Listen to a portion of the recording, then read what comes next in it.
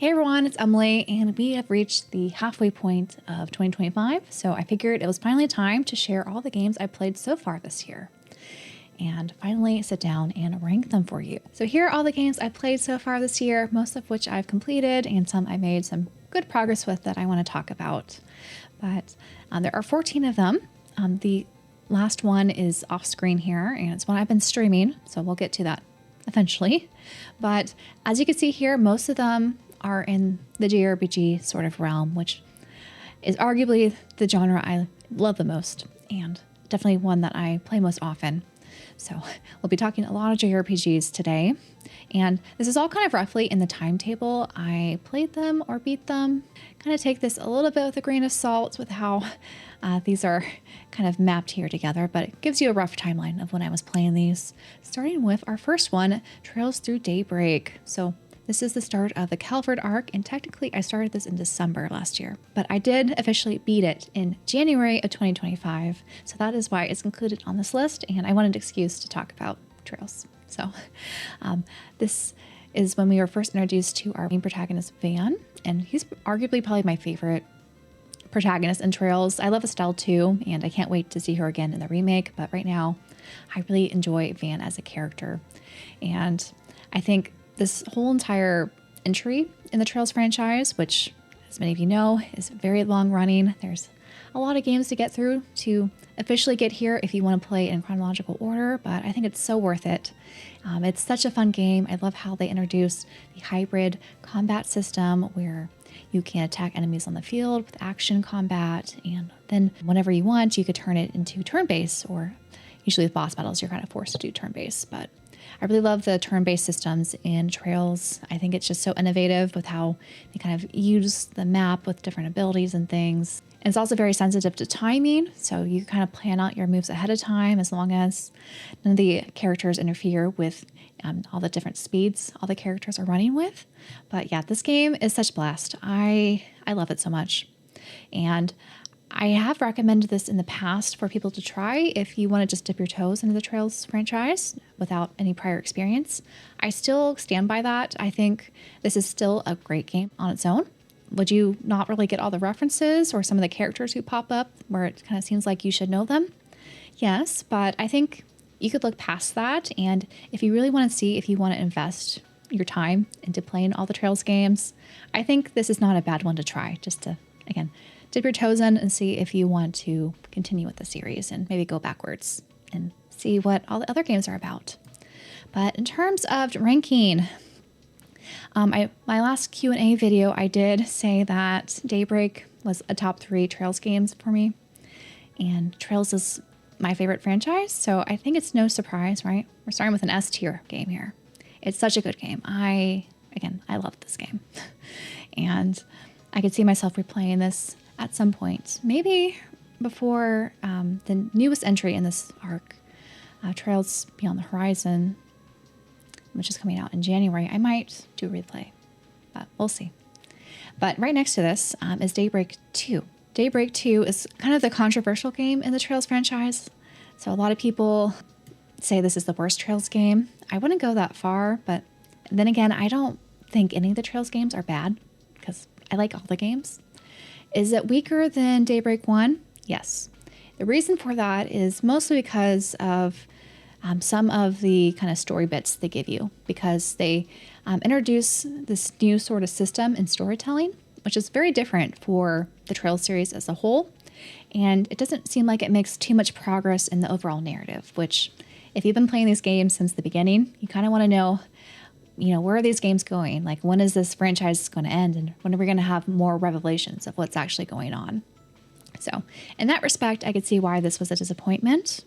But honestly, if you really enjoyed Daybreak, the first one, and all the characters, like, there's nothing that you would dislike about Daybreak 2. And they also, I think, improved on the combat system, especially in the hybrid experience with the action sequences. They really improved it here, as well as with the kind of timeline they have during the turn-based combat systems. You actually know kind of which enemy is going to move next, which is really difficult, I would say, in Daybreak 1 sometimes, like what was actually going on, and like interrupt an enemy's flow and things like that, which are some of the strategies you use in the combat systems. So I greatly enjoyed the combat systems in Daybreak II here. But I don't think it's an S tier game, unfortunately. I would say when it comes to Trails, through Daybreak 2, I'm going to say it's a high B for me. So it's a good game. It's just not the best. It's not the first Daybreak game, which it doesn't have to be. From my understanding, this is more of a transition game. So it's really kind of, I think, building up what the next game that's coming out in January for us, with the English localization. If you haven't played the fan translations yet, like that's kind of what they're building up to. And I hear that game's like super hype. So I can't wait for that game to come out. So I guess more with NISA releases. This is actually by Nippon Ichi and not Falcom, which does the Trails games. It's Phantom Brave: Lost Hero. So this is actually a sequel of a game that came out on the PS2 era.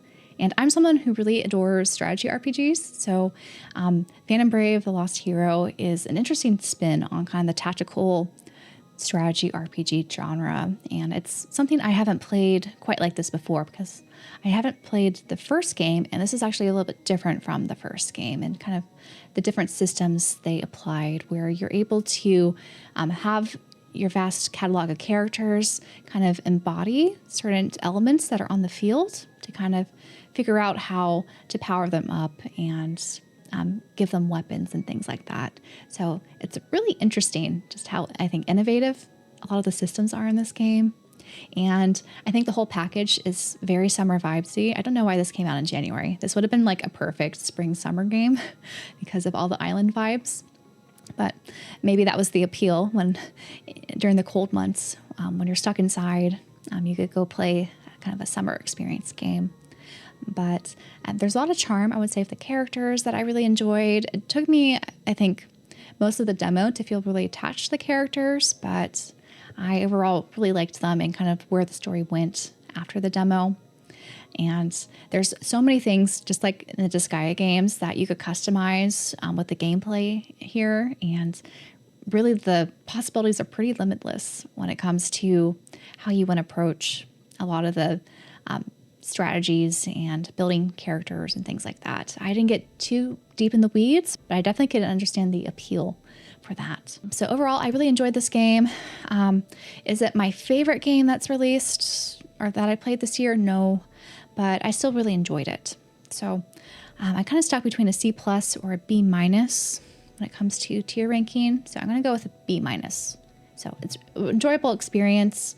I feel like if I was more well-versed in the Nippon Ichi sort of realm of kind of how their RPGs are structured, especially with like Disgaea and some of those games, I would probably have felt a little bit more confident with how I was playing the game. But overall, it was, I think, cute, but not something I really see myself returning to anytime soon. But if they were to make a third one, I would definitely give it a shot because I enjoyed my time with this sequel. Next up is Cat Quest 2. So I actually played this with a friend on co-op. And apparently, if only one person owns the Cat Quest 2 game on their Steam library, they are able to kind of lock in local co-op online. So that's how we were able to play it without too many difficulties, thankfully. But this was really cute. I really enjoyed Cat Quest 1 with all the different cat puns. And it's very simple action combat where you kind of just hack and slash away and get new abilities as you kind of make progress throughout the story.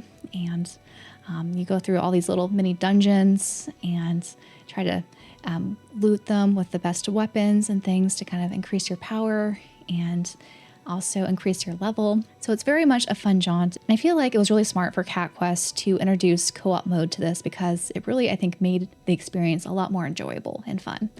And there's all these different kind of, I think, tactical approaches you could take. Like I think my friend was mostly in the healer sort of class while I was the warrior. And so we're able to kind of get through it together. And it was just a lot of fun to play. So I do recommend this, especially co-op mode if possible, but you could definitely play the single player and still, I think, have fun and enjoy all the cat and dog puns this time around. Where would I rank this on the list?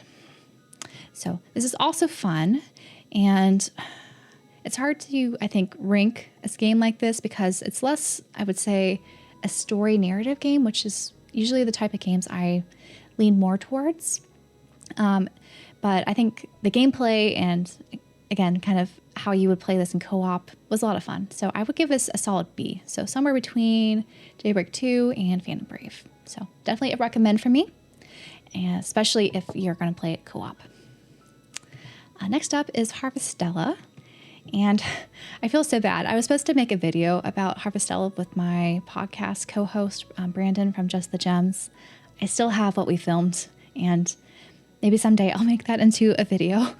I feel so bad. I feel like the Nintendo Direct, where they first introduced Harvestella to the public, did such a disservice to the game because it really painted it as some sort of farming simulator game, when the farming simulation part of this was maybe 10% of the game. Like, it was very much a minor part of the game that, of course, I guess if you wanted to, you could spend more time with, but for the most part, I didn't touch much of the farming, except a little bit like at the start of my day. And so it is somewhat structured, I would say, like a farming sim, where you have the 4 seasons and you make progress on each of the calendar days before it changes seasons. But for the most part, Harvestella really shines, I think, with its unique storytelling. I really don't want to give any spoilers away because the story goes somewhere you would not expect, especially compared to what you've seen like in the trailers or I guess the initial impressions of this game.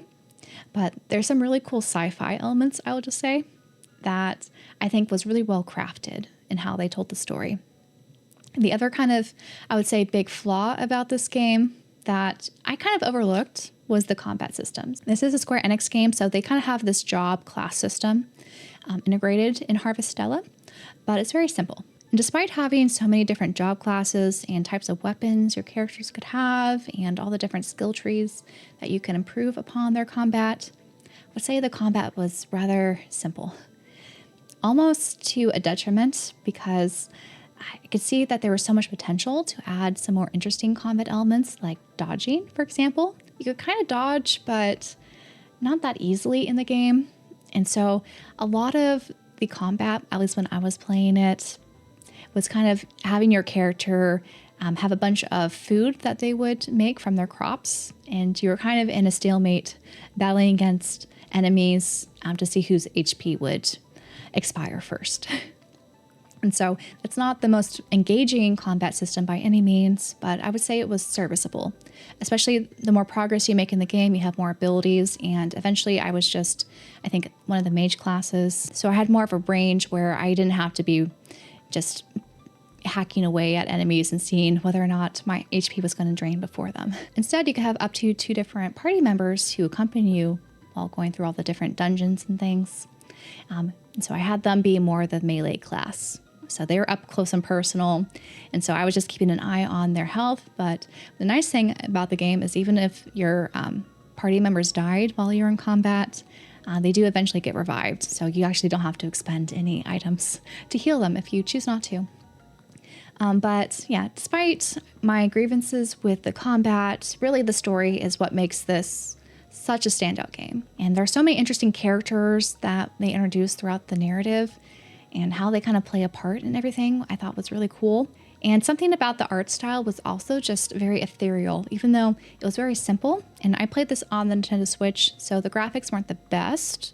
I do hear it's a little bit better on PC, but not that much better, unfortunately, because it is kind of a budget JRPG. But honestly, I think if you are into narratives at all, give Harvestella a try. I think you would really be surprised and enjoy it. And to see here, I'm going to give it an A rank. It's really good.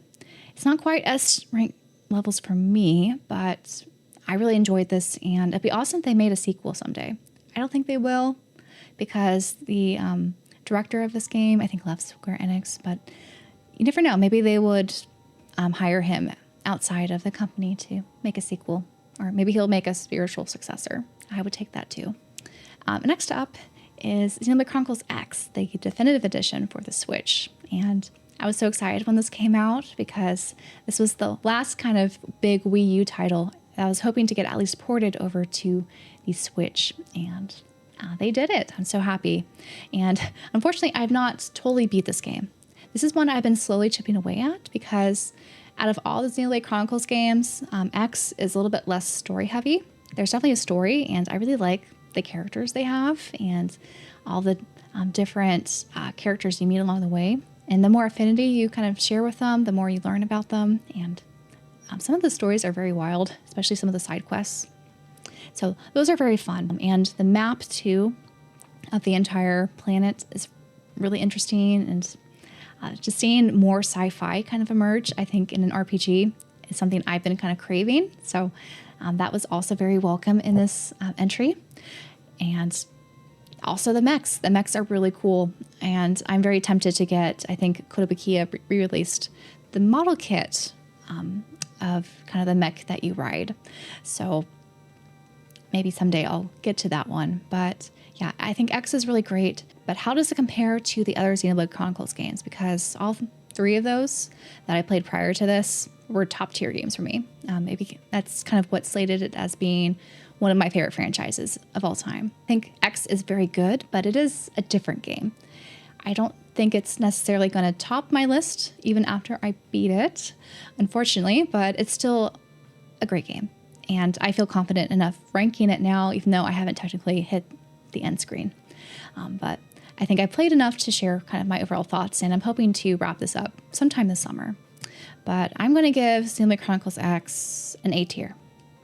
Just above Harvestella if it lets me. There you go.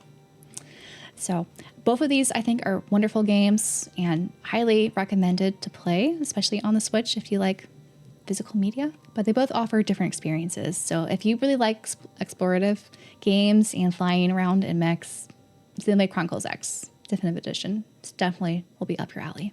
Now next up is Atelier Yumia, which is yet another great game that I really enjoyed playing earlier this year. It came out around the same time as Xenoblade Chronicles X, so it was kind of hard juggling both of these, not gonna lie. But to preface my experience with the Atelier franchise before I get into Yumia, I've played the remake of Atelier Marie, I played Aisha, and most of the rest of the Dusk trilogy. And I've also played all of the Ryza games, so that's kind of my experience going into Yumia. So Yumia is a little bit of a different spin, I would say, on the Atelier franchise. It still has the core elements, being that you are an alchemist, and kind of the core gameplay is you gathering items and using your alchemy to craft different items to help you throughout your journey, such as improving your weapons, your armor, or some other combat-related items like bombs or healing items, and also some other field items. So Yumia definitely has those core Atelier components to it. However, it's very different in how there's a much more focus to exploration in this game as well. Kind of like what we saw in Xenoblade, where you have more of an open world environment that you have to kind of go and explore to go find your items. And what's really nice about these modern Atelier games is there's no time limit like some of the earlier titles had. So it's very much a vibey game where if you just kind of want to go out and explore, gather some items, fight some enemies, it's very much, I think, a nice cozy game to do that with. But the story elements, I will say, are not as hard-hitting as I was kind of expecting going into the game, because all the trailers that they dropped prior to the release made it sound like it was some sort of darker story, which there definitely were some dark elements to it, especially as you get towards the end. I guess the big bad that is revealed and what's kind of going on in the world that Yumia and her companions are in. But for the most part, everything's very lighthearted, just kind of going out, exploring things, and kind of clearing out some areas so that others could easily navigate through them. So as someone who really enjoys explorative experiences in my RPGs, I really vibed with how they did this in Yumia, and again, reminded me of Xenoblade Chronicles a lot. But they also kind of introduced some other things that I was a little bit less keen on, like the building. I never really touched that much except for some side content. It's cool that they, I guess, introduced that there, but I didn't really play around with that much at all. And I also didn't really like how they set up the crafting systems. Now, you definitely can, if you want, just do auto craft, and you would be able to make most of the recipes to make progress in the game, so you don't have to put that much time into them. But the prior games with the Rise of trilogy, I thought kind of how they implemented the crafting systems there with the alchemy was so fun. And I kind of missed the fun factor, I would think, in crafting in Yumia which was unfortunate. The last thing I'll talk about is the combat also greatly changed in Yumia. So there are more action time presses you have to make during battle, which is really fun, but after a while it gets a little tiring because you're kind of using the same routine and beating enemies in kind of a similar fashion, if you will. There's definitely, again, kind of little caveats to this depending on what type of enemy you're fighting and how you want to gel with your party members, because there are some cool combo attacks and things like that. For the most part, I think the combat system was fun in Atelier Yumia. It just didn't have long legs to it, at least for me. So where would I put Yumia in my ranking here? I think it is one of the better or most fun experiences I've had with the Atelier game for a while. I don't know how it compares to, say, Rise of 2, which is maybe my favorite Atelier game at the moment. I think if the story narrative was a little bit more hard-hitting for me, I would have maybe vibed with it a little bit more. But for the most part, I would put this probably B+. I'm debating whether or not to have it in front of Trails through Daybreak 2 or behind it. I'm going to put it behind Daybreak 2 for now. But yeah, it was really fun. It's not quite the A tier for me in terms of the Atelier games and other JRPGs. Next up is Pentiment, which is a different game. So this is not a JRPG. So we're finally to our first non-JRPG here. And this is such a cool game. I love the art style, where they're taking that old medieval sort of art style and making it into a very interactive, playable game. And it is a Bethesda game, so it's very choice dependent on how you want to kind of weave your narrative. Though during my playthrough, there didn't seem to be too many consequences on what choice you made. Like, there are a couple things that kind of, I guess, shifted the narrative one way or the other. But for the most part, I've kind of talked about this a bit on my podcast, the JRPG Pursuit podcast we have here on YouTube and other podcasting platforms. Is that when it comes to Western RPGs, I feel less stressed when it comes to making decisions if they present a decision to you.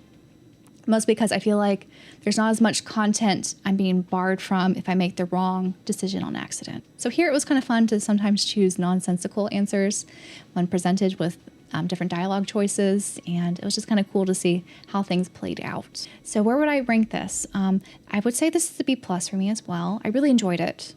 I don't know if I will revisit anytime soon and do different choices to see if those really mattered, but I would put this on the upper end of B, maybe behind Daybreak 2, because I really like Daybreak 2. It was fun, but I think I will have to put it above Yumia here. But yeah, again, very recommended if you like narrative games with that Bethesda flair to them. Next up is Exhibition 33. So this is a game that I've been asked about a lot on stream. If I played this and what did I think about it? And I played this right when it came out on PC, and it kind of stole my life away for a bit there. I definitely sunk in a ton of hours in it, and I wanted to quickly see the story through because I wanted to know what happens and what's going on in this kind of parallel France sort of fantasy world. And I would say the story definitely did not disappoint me at all. It was such a well-crafted game. This is definitely the biggest surprise of the year that I think a lot of people are going to rank very highly.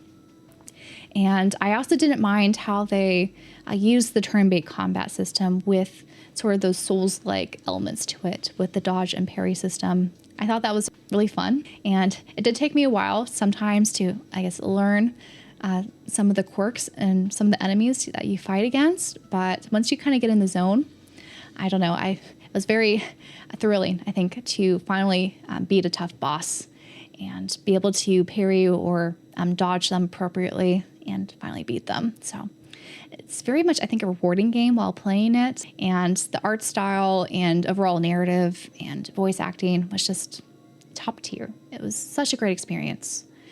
And I think it's no surprise this is going to be an S tier game for me. But the question is, does it beat out Daybreak 1? Which is very hard for me to answer because I love Daybreak so much. But I also loved Expedition 33. The thing with Expedition 33, though, is I haven't gone back to beat all the content I haven't, finished. I didn't beat all the bosses. I didn't do all the side quests. But I did do everything in Daybreak. So I think because of that, I haven't felt compelled to, I guess, revisit this game since I put it down. And one of the reasons why I kind of sped through this game rather quickly when it came out, because I wanted to beat it before I went on vacation. And since coming back from vacation, I haven't picked it up again. I still keep thinking about it because it's such, I think, a wonderful game. But I think I'm going to have to put it behind Trails Through Daybreak. It's still, I think, top tier. Definitely would deserve, I think, Game of the Year if it's up for that nominee this year. And I think out of all the new releases, it's my Game of the Year so far. But yeah, I would love to see more DLC content. Maybe was when I would revisit again and kind of play through the stuff I missed. And I'd also love to see some sort of sequel or successor of some sorts. So I think we have high expectations from Sandfall to make the next experience reach as high as Expedition 33 did for many of us. But after I played Expedition 33, I finally beat Chrono Trigger on the DS. So this is a classic game I've been meaning to revisit for a while because I think I first tried Chrono Trigger using an emulator back in college. I didn't get very far because I was using my laptop and one of those trackpads to play it, which was not the easiest way to play. So it was really nice to play this DS version on my 3DS in handheld mode. And there's a reason why this is a classic game that is so beloved. They really did so many innovative things in this game, and it definitely still holds up today. And after beating this, I kind of went through a little bit of a retro kick, if you will, that I'll get into. But yeah, this is definitely top tier. The question is, where would I rank this? So it did take me a while to beat the game, so I didn't speed through it. I kind of took my time with it, and I really wanted to kind of master some of the combat systems with their the turn-based time mechanics that they had, with the whole timed action turn-based combat system, kind of like Final Fantasy VII in a way, but I felt like Chrono Trigger was a little bit more fun for me to play. I guess with a lot of the bosses, once you kind of learn the trick, you're going to be using a lot of similar tricks depending on, I guess, your character combination. There was, I would say, some variety in how you would go about the combat, which was refreshing. Even though Chrono was a silent protagonist, I thought all the other characters just were so fun and very well written. And this is definitely a treasure of a game. I don't know where I would rank this, though. I would probably rank it maybe above Harvestella, but behind Xeno Chronicles X. So it's definitely a great game, and I'm glad I was able to experience it in full on the 3DS. Next up is Lunar, the Remastered collection. So this came out, I think in April, was it? So many games came out around that time. And so far, I've only been able to get to the first Lunar game. I never played a Lunar game prior to this Remastered collection, but I'm so glad this Remastered collection was a thing because I finally experienced the first Lunar game, and it was so magical. I beat it, I think, in 16 hours over 3 days. So I was so invested in seeing it through, and I really appreciated a lot of the quality of life enhancements they had, including the triple speed combat, as well as some of the auto combat you could kind of tailor for each of the characters. It made the grinding a little bit less of a grind, which I appreciated because of my very limited time to play some of these games sometimes. But the characters really shined. They were just so full of life, and I loved their interactions with one another. Like Jessica and Kyle, I thought were a hoot. But all the different towns you got to travel back and forth between, and all the different kind of dungeon levels were just so fun. I also really enjoyed all the old school anime cutscenes, and after beating this first game, it just made me more excited to get to the sequel, hopefully sometime soon. I want to get to it maybe sometime this year. I just wanted to give myself a little break so I wouldn't get too JRPG burned out, because I played a lot of JRPGs this year so far. But yeah, this was such a fun game. How would I rank this? I don't know if I would give it maybe an A-. I think would be appropriate. It's a treasure of a game, and I hear the sequel is even better, so I'm just so excited to play more Lunar. Next, I want to talk about Honkai Star Rail and the latest patch of the 3.01. So this is a game I've been playing off and on for the last couple years now. And there was a point where I felt very fatigued and kind of stopped playing. But then I picked it back up last year, and I've been kind of playing off and on since. I kind of have a love-hate relationship with this gacha game. There's not any other gacha games that I played before. I kind of decided to try Honkai Star Rail because it was turn-based, and the developer of the game is a big Trails fan. So I was kind of curious initially, what are some of the Trails elements they incorporated in the game? There are some, I would say, similarities in the combat, as well as some of the characters sometimes. That has been interesting. The latest patch with the whole kind of Greek mythology sort of world that you get to visit has been interesting. But for the most part, this game, I've kind of lost interest a little bit in the narrative, unfortunately. There's definitely some cool moments, and there's some new characters I've really enjoyed. Like, I like the Herda, having her official form show up, and Fion, I just pulled for him recently.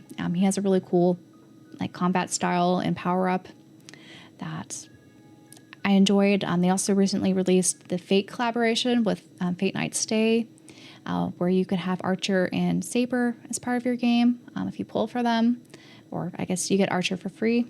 But yeah, it's a game that takes a lot of time away from my backlog, unfortunately, but I still enjoy playing it. I just try not to devote that much time to it. And I think maybe because of that, and also the problems they've had with some of the voice acting, at least on the English side, has made the story a little bit less engaging for me. But I'm hoping eventually I'll kind of get back onto the narrative and be more invested in the overall story, because the characters and the combat, I think, are fun. And it's interesting kind of how they're changing things up. But yeah, I'll give it a C. Like, it's a game I enjoy playing. Would I recommend it for others to play? Not necessarily, especially if you don't like gacha games. I'm still free to play. I haven't spent any money in the game itself. And you definitely could have, I think, a good experience doing that. But this style of play is definitely not for everyone. And I could definitely acknowledge that. Another new game I wanted to talk about is Rune Factory Guardians of Azimma. So this is the latest Rune Factory game that is kind of a spin-off from the main line, where we have kind of less of the European aesthetic that the core games used to kind of focus in. And now we're kind of on the eastern side of that world. And so we're still in the same world or universe. We're just now in the east with all the kind of eastern influences. And it's been really refreshing playing this. And this is a farming sim, so for those who don't like farming sims, you might want to still try this because there's a lot of interesting characters and story, and it's just so colorful and fun. I really enjoy it, and I'm not a big farming sim person at all. Really, Rune Factory has been the only farming sim game that I played outside of Harvestella, if you count that, which I don't really count that still as a farming sim.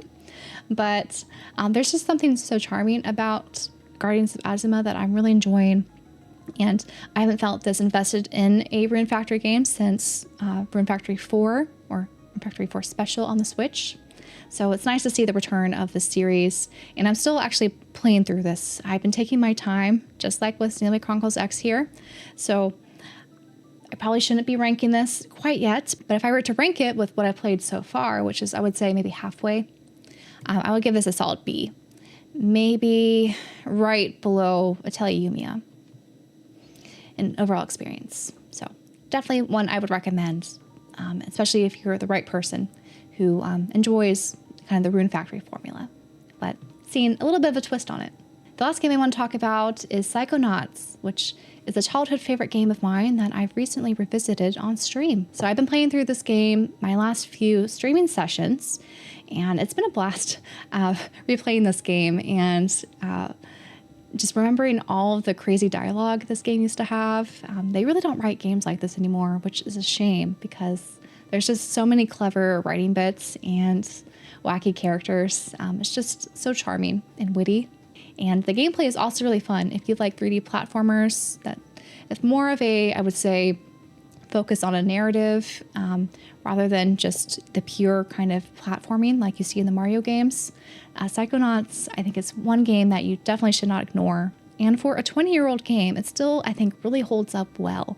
I'm playing it on PC right now, but it's also available on consoles with this kind of enhanced port, I think it is. I don't think it's a true remaster, but maybe it is. But regardless, it's a fantastic game, and having all the different psi abilities and things, it's just really fun. And I'm hoping to finish this on stream very soon, probably my next session. So if you haven't caught my live streams yet on YouTube, you can check out my VODs on the live page there. But overall, it's, I think, a great game, and it's amazing. How do I rank this, though? It's so hard because, as I mentioned, this is a childhood favorite game, and I think it still definitely does hold up today, and it's a nice short experience. I think this is overall probably going to take me about 10, 12 hours to beat, so it's not super long. It's probably going to be less as long as I don't collect everything, which you definitely don't need to collect everything if you don't want to. But it's definitely an A tier game. The question is, where do I put this? It's so hard when you're, battling nostalgia as well as new experiences. And this is also a little bit different because this is the first game I've ever streamed before live. So it's also a little bit different. I think I will put this maybe in front of Lunar and behind Harvestella. Or no, I'll put it above Harvestella, just below Chrono Trigger. I think that's an appropriate place for it. So it's a very special game to me, and if you haven't played this yet, I highly recommend it.